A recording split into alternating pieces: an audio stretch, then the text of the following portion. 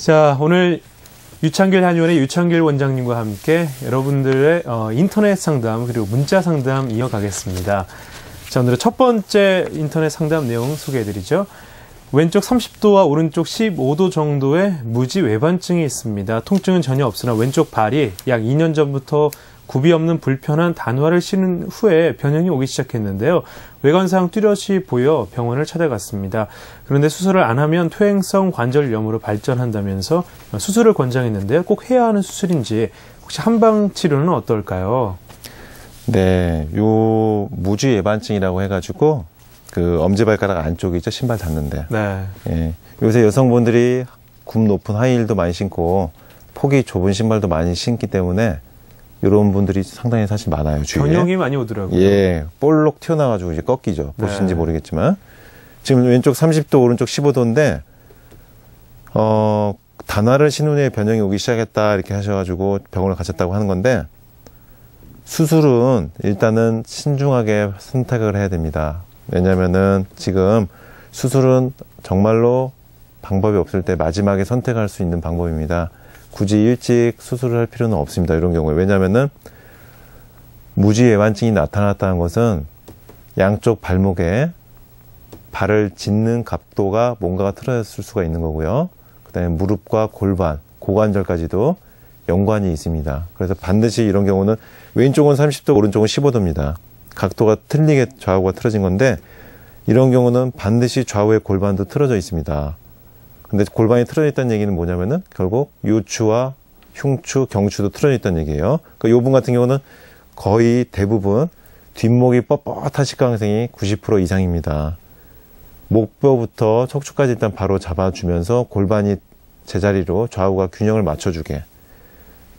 그러면은 무릎도 각도가 반듯해지고 그러면은 지금 말씀하신 것처럼 퇴행성 관절염으로 변형될 가능성이 없어지는 거예요.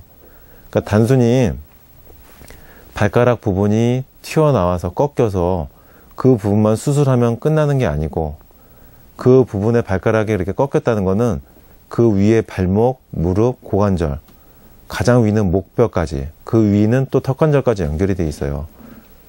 온몸의 전신적인 연관적인 유기 체계에 의해서 서서히 이렇게 변화가 오면서 엄지발가락으로 꺾이는 겁니다. 그러니까 이렇게 맨 마지막 나타난 증상만을 해결하기 위해서 수술을 한다는 거는 수술한 다음에 또 다시 그 부위가 압박을 받을 수가 있어요. 그때는 또 어떻게 합니까?